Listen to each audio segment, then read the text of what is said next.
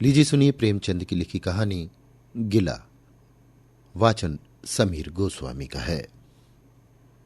जीवन का बड़ा भाग इसी घर में गुजर गया, पर कभी आराम न नसीब हुआ। मेरे पति संसार की दृष्टि में बड़े सज्जन, बड़े शिष्ट, बड़े उदार, बड़े सौम्य होंगे, लेकिन जिस पर गुजरती है वही जानता है। संसार को उन लोगों की प्रशंसा करने में आनंद आता है जो अपने घर को भाड़ में झोंक रहे हों, गैरों के पीछे अपना सर्वनाश किए डालते हों। जो प्राणी घर वालों के लिए मरता है उसकी प्रशंसा संसार वाले नहीं करते।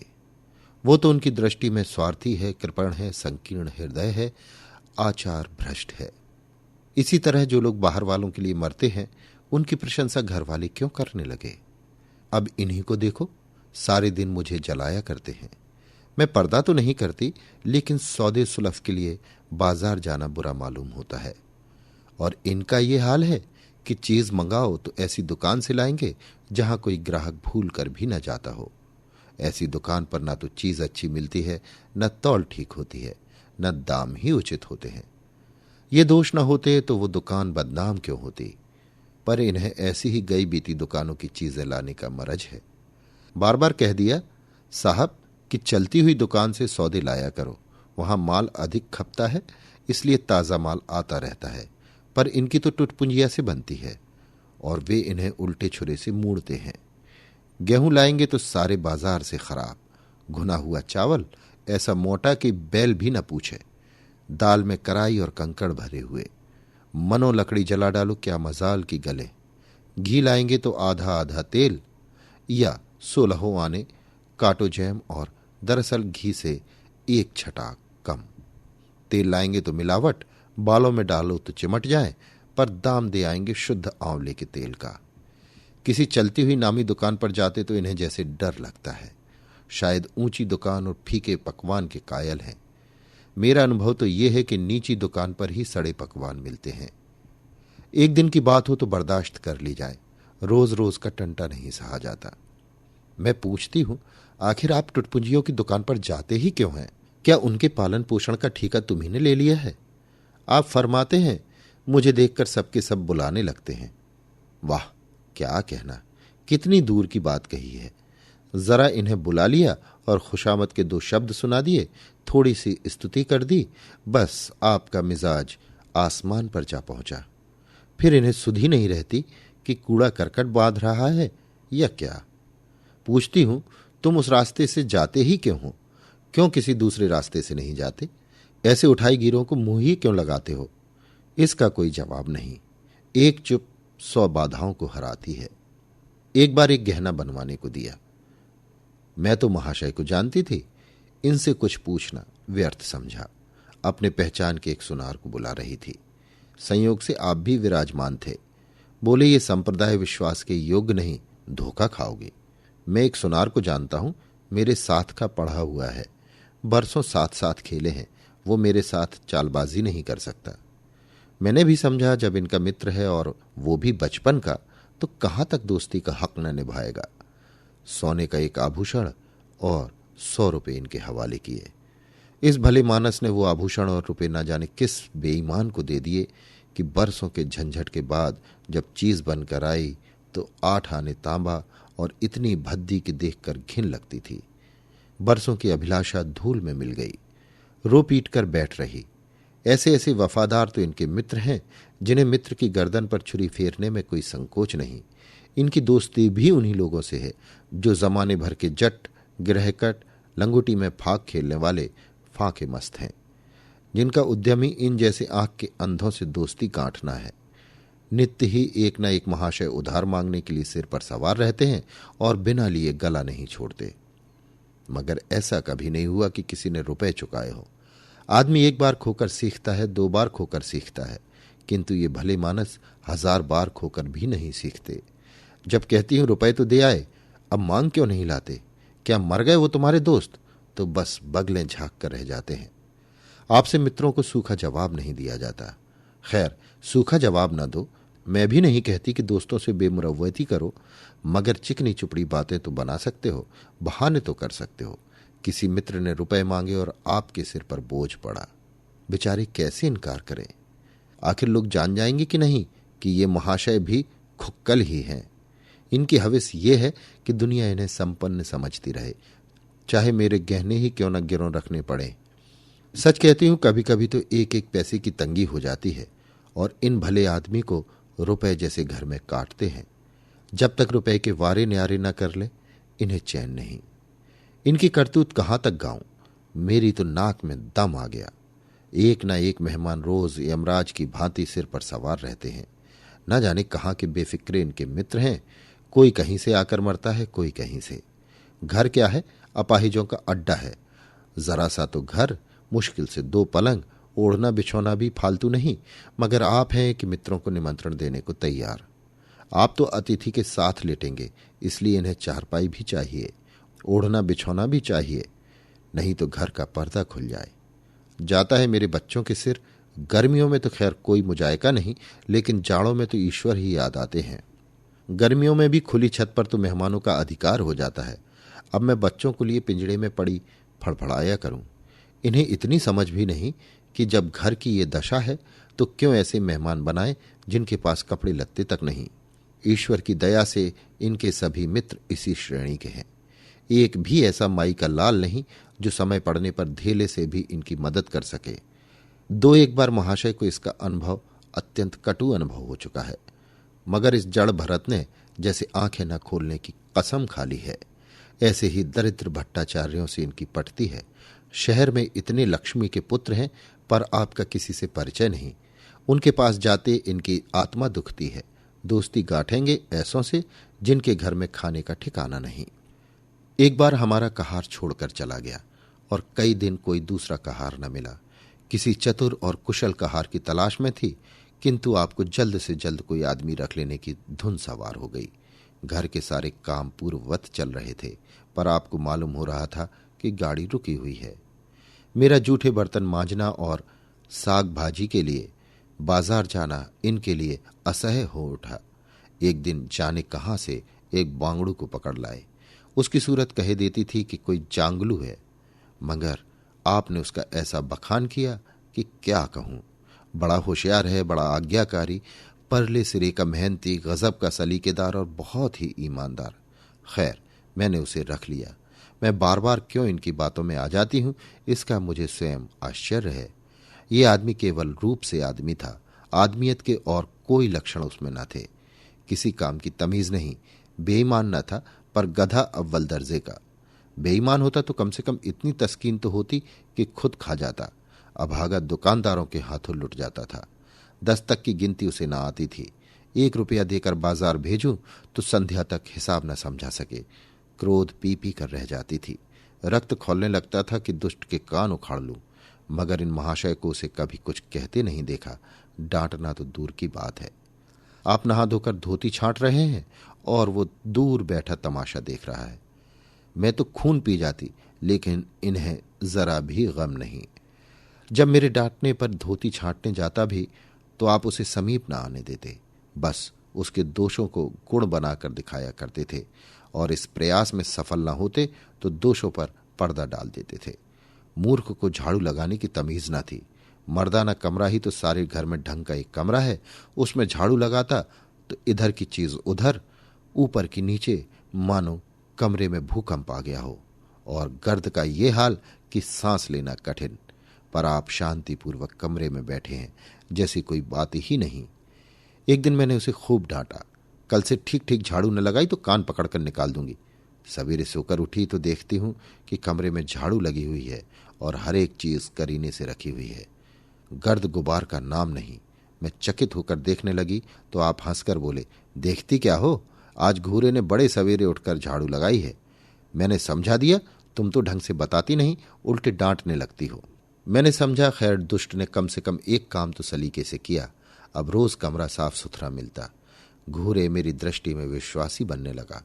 संयोग की बात, एक दिन मैं जरा मामूल से सवेरे उठ बैठी और कमरे में आई तो क्या देखती हूं कि घूरे द्वार पर खड़ा है और आप तन मन से कमरे में झाड़ू लगा रहे हैं। मेरी आंखों में खून उतर आया। उनके हाथ से झाड़ू छीनकर घूरे के सिर जमा दी। हरामखोर को उसी दम निकाल बाहर किया। आप फरमाने लगे, उसका महीना तो चुका दो। वाहर ही समझ। एक तो काम न करे, उस पर आंखें दिखाए, उस पर पूरी मजूरी भी चुका दूं। मैंने एक कौड़ी भी ना दी, एक कुर्ता दिया था वो भी छीन लिया।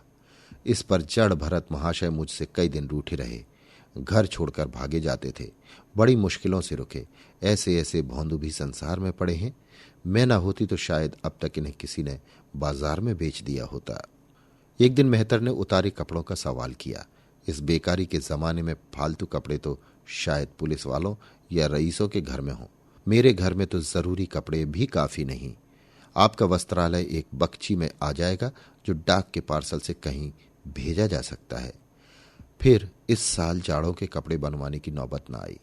पैसे नजर नहीं आते, कपड़े कहां से बने? मैंने मेहतर को साफ जवाब दे दिया। कड़ाके का जाड़ा पड़ रहा था, इसका अनुभव मुझे कम न था। गरीबों पर क्या बीत रही है इसका भी मुझे ज्ञान था, लेकिन मेरे या आपके पास खेत के सिवा इसका और क्या इलाज है? जब तक समाज का ये संगठन रहेगा ऐसी शिकायतें पैदा होती रहेंगी। जब एक एक अमीर और रईस के पास एक एक मालगाड़ी कपड़ों से भरी हुई है, तब फिर निर्धनों को क्यों न नग्नता का कष्ट उठाना पड़े। खैर, मैंने तो मेहतर को जवाब दे दिया। आपने क्या किया कि आपका कोट उठाकर उसको भेंट कर दिया। मेरी देह में आग लग गई। इतनी दानशील नहीं हूं कि दूसरों को खिलाकर आप सो रहूं। देवता के पास यही एक कोट था, आपको इसकी जरा भी चिंता न हुई कि पहनेंगे क्या? यश के लोभ ने जैसे बुद्धि ही हर ली। मेहतर ने सलाम किया, दुआएं दी और अपनी राह ली। आप कई दिन सर्दी से ठिठुरते रहे। प्रातःकाल घूमने जाया करते थे, वो बंद हो गया। ईश्वर ने उन्हें हृदय भी एक विचित्र प्रकार का दिया है। फटे पुराने कपड़े पहनते आपको जरा भी संकोच नहीं होता। मैं तो मारे लाज के गड़ जाती हूं, पर आपको जरा फिक्र नहीं। कोई हंसता है तो हंसे आपकी बला से। अंत में जब मुझसे ना देखा गया तो एक कोट बनवा दिया। जी तो जलता था कि खूब सर्दी खाने दूं, पर डरी कि कहीं बीमार पड़ जाए तो और बुरा हो। आखिर काम तो उन्हीं को करना है। महाशय अपने दिल में समझते होंगे मैं कितना विनीत, कितना परोपकारी हूं। शायद इन्हें इन बातों का गर्व हो। मैं इन्हें परोपकारी नहीं समझती, न विनीत ही समझती हूं। ये जड़ता है, सीधी सादी निरीहता। जिस मेहतर को आपने कोट दिया उसे मैंने कई बार रात को शराब के नशे में मस्त झूमता देखा है, और आपको दिखा भी दिया। फिर दूसरों की विवेकहीनता की पुरौती हम क्यों करें? अगर आप विनीत और परोपकारी होते तो घर वालों के प्रति भी आपके मन में कुछ उदारता होती, या सारी उदारता बाहर वालों के लिए ही सुरक्षित है? घर वालों को उसका अल्पांश भी न मिलना चाहिए। मेरी इतनी अवस्था बीत गई, पर इस भले आदमी ने कभी अपने हाथों से मुझे एक उपहार भी न दिया। बेशक जो चीज बाजार से मंगवाऊं उसे लाने में इन्हें जरा भी आपत्ति नहीं, बिल्कुल उज्र नहीं, मगर रुपए में दे दूं, ये शर्त है। इन्हें खुद कभी ये उमंग नहीं होती। ये मैं मानती हूं कि बेचारे अपने लिए कुछ नहीं लाते। मैं जो कुछ मंगवा दूं उसी पर संतुष्ट हो जाते हैं, मगर आखिर आदमी कभी कभी शौक की चीजें चाहता ही है। अन्य पुरुषों को देखती हूं, स्त्री के लिए तरह तरह के गहने, भांति भांति के कपड़े, शौक श्रृंगार की वस्तुएं लाते हैं। यहां इस व्यवहार का निषेध है। बच्चों के लिए भी मिठाइयां, खिलौने, बाजे शायद जीवन में एक बार भी न लाए हों। शपथ भी खाली है, इसीलिए तो मैं इन्हें कृपण कहूंगी, अरसिक कहूंगी, हृदय शून्य कहूंगी, उदार नहीं कह सकती। दूसरों के साथ इनका जो सेवा भाव है उसका कारण है इनका यश लोभ और व्यवहारिक अज्ञानता। आपके विनय का ये हाल है कि जिस दफ्तर में आप नौकर हैं उसके किसी अधिकारी से आपका मेल जोल नहीं। अफसरों को सलाम करना तो आपकी नीति के विरुद्ध है। नजर या डाली तो दूर की बात है। और तो और कभी किसी अफसर के घर नहीं जाते। इनका खामियाजा आप ना उठाएं तो कौन उठाए? औरों को रियायती छुट्टियां मिलती हैं, आपका वेतन कटता है। औरों की तरक्कियां होती हैं, आपको कोई पूछता भी नहीं। हाजिरी में 5 मिनट की भी देर हो जाए तो जवाब पूछा जाता है। बेचारे जी तोड़कर काम करते हैं, कोई बड़ा कठिन काम आ जाता है तो इन्हीं के सिर मढ़ा जाता है। इन्हें जरा भी आपत्ति नहीं। दफ्तर में इन्हें घिस्सू पिस्सू आदि उपाधियां मिली हुई हैं, मगर पड़ाव कितना ही बड़ा मारे, इनके भाग्य में वही सूखी घास लिखी है। ये विनय नहीं है, स्वाधीन मनोवृत्ति भी नहीं है। मैं तो इसे समय चातुरी का अभाव कहती हूं, व्यवहारिक ज्ञान की क्षति कहती हूं। आखिर कोई अफसर आपसे क्यों प्रसन्न हो? इसलिए कि आप बड़े मेहनती हैं, दुनिया का काम मुरव्वत और रवादारी से चलता है। अगर हम किसी से खिंचे रहें तो कोई कारण नहीं कि वो हमसे न खिंचा रहे। फिर जब मन में क्षोभ होता है तो वो दफ्तरी व्यवहारों में भी प्रकट हो जाती है। जो मातहत अफसर को प्रसन्न रखने की चेष्टा करता है, जिसकी जात से अफसर का कोई व्यक्तिगत उपकार होता है, जिस पर वो विश्वास कर सकता है, उसका लिहाज वो स्वभावतः करता है।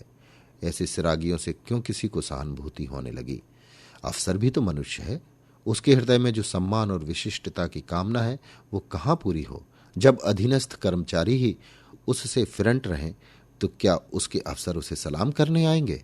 आपने जहां नौकरी की वहां से निकाले गए, कभी किसी दफ्तर में 2-3 साल से ज्यादा न टिके, या तो अफसर से लड़ गए या कार्याधिक्य के कारण छोड़ बैठे। आपको कुटुंब सेवा का दावा है। आपके कई भाई भतीजे होते हैं, वो कभी इनकी बात भी नहीं पूछते, आप बराबर उनका मुंह ताकते रहते हैं। इनके एक भाई साहब आजकल तहसीलदार हैं। घर की मिल्कियत उन्हीं की निगरानी में है। वो ठाठ से रहते हैं। मोटर रख ली है, कई नौकर चाकर हैं, मगर यहां भूले से भी पत्र नहीं लिखते। एक बार हमें रुपए की बड़ी तंगी हुई। मैंने कहा, अपने भ्राताजी से क्यों नहीं मांग लेते? कहने लगे, उन्हें क्यों चिंता में डालूं, उन्हें भी तो अपना घर है। कौन सी ऐसी बचत हो जाती होगी? जब मैंने बहुत मजबूर किया तो आपने पत्र लिखा। मालूम नहीं पत्र में क्या लिखा। पत्र लिखा या मुझे चकमा दे दिया। रुपए ना आने थे ना आए। कई दिन बाद मैंने पूछा, कुछ जवाब आया श्रीमान के भाई साहब के दरबार से? आपने रुष्ट होकर कहा, अभी तो केवल 1 सप्ताह तो खत पहुंचे हुए, अभी क्या जवाब आ सकता है? 1 सप्ताह और गुजरा मगर जवाब नदारद। अब आपका ये हाल है कि मुझे कुछ बातचीत करने का अवसर ही नहीं देते। इतने प्रसन्न चित्त नजर आते हैं कि क्या कहूं। बाहर से आते हैं तो खुश खुश, कोई ना कोई शिगुफा लिए हुए। मेरी खुशामद भी खूब हो रही है। मेरे मैके वालों की प्रशंसा भी हो रही है। मेरे गृह प्रबंध का बखान भी असाधारण रीत से किया जा रहा है। मैं इस महाशय की चाल समझ रही थी। ये सारी दिलजोई केवल इसलिए थी कि श्रीमान के भाई साहब के विषय में कुछ पूछ न बैठूं। सारे राजनीतिक, आर्थिक, सामाजिक, आचारिक प्रश्नों की मुझसे व्याख्या की जाती थी, इतने विस्तार और गवेषणा के साथ कि विशेषज्ञ भी लोहा मान जाए, केवल इसलिए कि मुझे वो प्रसंग उठाने का अवसर न मिले। लेकिन मैं भला कब चूकने वाली थी? जब पूरे 2 सप्ताह गुजर गए और बीमे के रुपए भेजने की मिति मौत की तरह सिर पर सवार हो गई तो मैंने पूछा, क्या हुआ? तुम्हारे भाई साहब ने श्रीमुख से कुछ फरमाया या अभी तक पत्र नहीं पहुंचा? आखिर घर की जायदाद में हमारा भी कुछ हिस्सा है या नहीं? या हम किसी लौंडी दासी की संतान हैं? 500 रुपये साल का नफा तो 10 साल पहले था, अब तो 1000 से कम ना होगा। पर हमें कभी एक कानी कौड़ी भी नहीं मिली। मोटे हिसाब से हमें 2000 मिलना चाहिए। 2000 ना हो, 1000 हो, 500 हो, 250 हो, कुछ ना हो तो बीमा के प्रीमियम भर के तो हो। तहसीलदार साहब की आमदनी हमारी आमदनी की चौगुनी है। रिश्वतें भी लेते हैं, तो फिर हमारे रुपए क्यों नहीं देते? आप हैं हा हा करने लगे। कहने लगे, वो बेचारे घर की मरम्मत करवाते हैं, बंधु बांधवों का स्वागत सत्कार करते हैं, नातेदारियों की भेंट भाट भेजते हैं, और कहाँ से लावें जो हमारे पास भेजें? वाह रे बुद्धि! मानो जायदाद इसलिए होती है कि उसकी कमाई उसी में खर्च हो जाए। इस भले आदमी को बहाने गढ़ने भी नहीं आते। मुझसे पूछते मैं एक नहीं 1000 बता देती। एक से एक बढ़कर कह देती कि घर में आग लग गई, सब कुछ स्वाहा हो गया, या चोरी हो गई, तिनका तक न बचा, या 10,000 का अनाज भरा था उसमें घाटा रहा, या किसी से फौजदारी हो गई, उसमें दिवाला पिट गया। आपको सूझी भी तो लचर सी बात। तकदीर ठोक कर बैठ रही। पड़ोस की एक महिला से रुपए कर्ज लिए, तब जाकर काम चला। फिर भी आप भाई भतीजों की तारीफ के पुल बांधते हैं। मेरे तो शरीर में आग लग जाती है। ऐसे कौरवों से ईश्वर बचाए। ईश्वर की दया से आपके 2 बच्चे हैं, 2 बच्चियां भी हैं। ईश्वर की दया कहूं या कोप कहूं, सबके सब ऊधमी हो गए हैं कि खुदा की पनाह। मगर क्या मजाल कि ये भोंदू किसी को कड़ी आंखों से देखें। रात के 8 बज गए हैं, युवराज अभी घूम कर नहीं आए। मैं घबरा रही हूं। आप निश्चिंत बैठे अखबार पढ़ रहे हैं। झल्लाई हुई जाती हूं और अखबार छीन कर कहती हूं, जाकर जरा देखते क्यों नहीं, लौंडा कहाँ रह गया? न जाने तुम्हारा हृदय कितना कठोर है। ईश्वर ने तुम्हें संतान ही न जाने क्यों दी। पिता का पुत्र के साथ कुछ तो धर्म है। तब आप भी गर्म हो जाते हैं। अभी तक नहीं आया? बड़ा शैतान है। आज बचा आते हैं तो कान उखाड़ लेता हूं। मारे हंटरों के खाल उधेड़ कर रख दूंगा। यों बिगड़कर तैश के साथ आप उसे खोजने निकलते हैं। संयोग की बात, आप उधर जाते हैं, इधर लड़का आ जाता है। मैं पूछती हूं तू किधर से आ गया? तुझे वो ढूंढने गए हुए हैं। देखना आज कैसी मरम्मत होती है। ये आदत भी छूट जाएगी। दांत पीस रहे थे, आते ही होंगे। छड़ी भी उनके हाथ में है। तुम इतने मन के हो गए हो कि बात नहीं सुनते। आज आटे दाल का भाव मालूम होगा। लड़का सहम जाता है और लैंप जलाकर पढ़ने बैठ जाता है। महाशय जी 2-2.5 घंटे के बाद लौटते हैं, हैरान परेशान और बदहवास। घर में पांव रखते ही पूछते हैं, आया कि नहीं? मैं उनका क्रोध उत्तेजित करने के विचार से कहती हूं, आकर बैठा तो है, जाकर पूछते क्यों नहीं? पूछकर हार गई। कहाँ गया था, कुछ बोलता ही नहीं। आप गरज कर कहते हैं, मन्नू यहां आओ। लड़का थर थर कांपता हुआ आंगन में आकर खड़ा हो जाता है। दोनों बच्चियां घर में छिप जाती हैं कि कोई बड़ा भयंकर कांड होने वाला है। छोटा बच्चा खिड़की से चूहे की तरह झांक रहा है। आप क्रोध से बौखलाए हुए हैं। हाथ में छड़ी है ही। मैं भी वो क्रोधोन्मत्त आकृति देखकर पछताने लगती हूं कि कहां से इनसे शिकायत की। आप लड़की के पास जाते हैं, मगर छड़ी जमाने के बदले आहिस्ते से उसके कंधों पर हाथ रखकर बनावटी क्रोध से कहते हैं, तुम कहाँ गए थे जी? मना किया जाता है, मानते नहीं हो। खबरदार जो अब कभी इतनी देर होगी। आदमी शाम को घर आ जाता है या मटर गश्ती करता है। मैं समझ रही हूं कि यह भूमिका है, विषय अब आएगा। भूमिका तो बुरी नहीं है, लेकिन यहां तो भूमिका पर इति हो जाती है। बस आपका क्रोध शांत हो गया। बिल्कुल जैसे क्वार की घटा घेर घार हुआ। काले बादल आए, गड़गड़ाहट हुई और गिरी क्या 4 बूंदें। लड़का अपने कमरे में चला जाता है और शायद खुशी से नाचने लगता है। मैं पराभूत होकर कहती हूं, तुम तो जैसे डर गए। भला 2-4 तमाचे तो लगाए होते। इसी तरह तो लड़के शेर हो जाते हैं। आप फरमाते हैं, तुमने सुना नहीं मैंने कितने जोर से डांटा?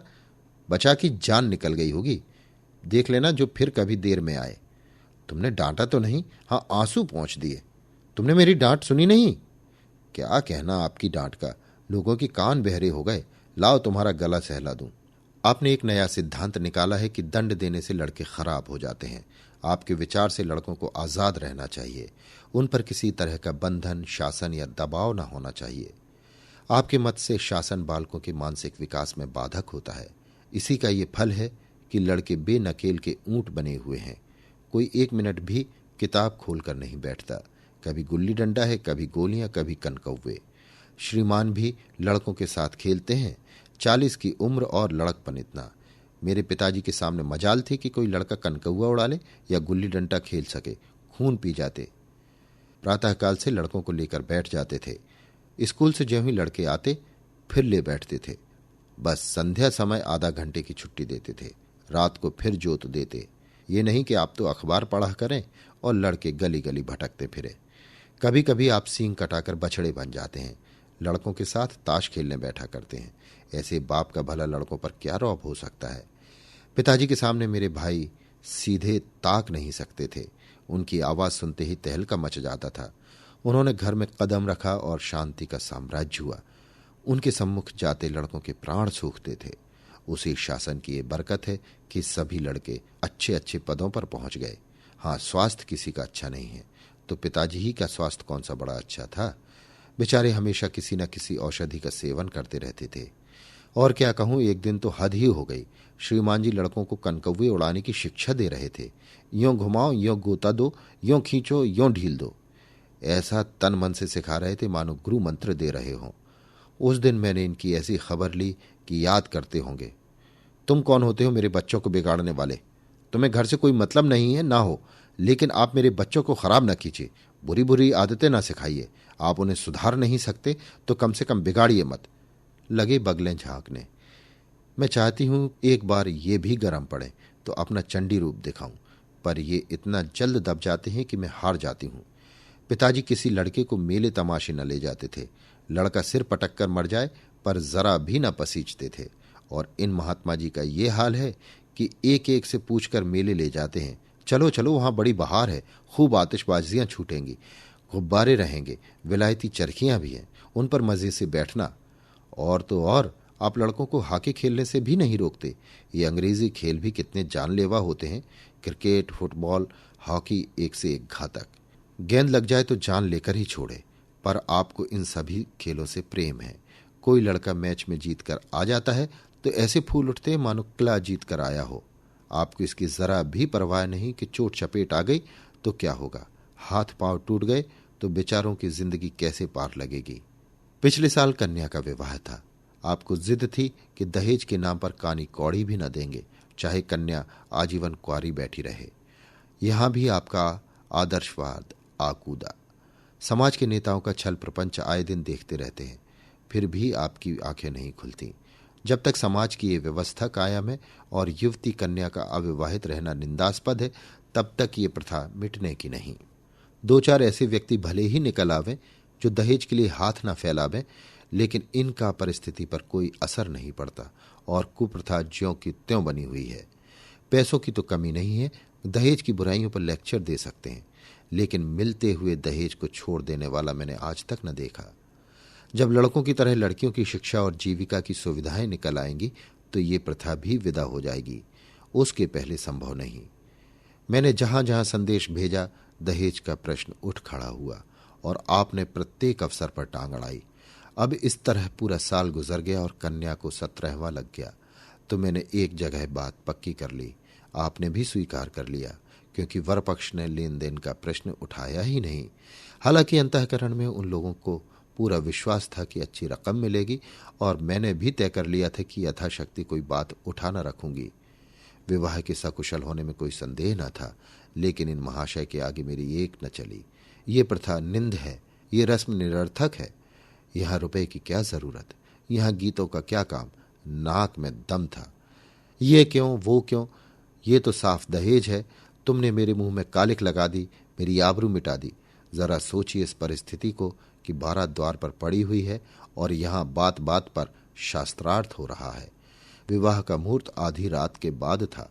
प्रथानुसार मैंने व्रत रखा, किंतु आपकी टेक थी कि व्रत की कोई जरूरत नहीं। जब लड़के के माता पिता व्रत नहीं रखते, जब लड़का तक व्रत नहीं रखता, तो कन्या पक्ष वाले ही व्रत क्यों रखें। मैं और सारा खानदान मना करता रहा, लेकिन आपने नाश्ता किया, भोजन किया।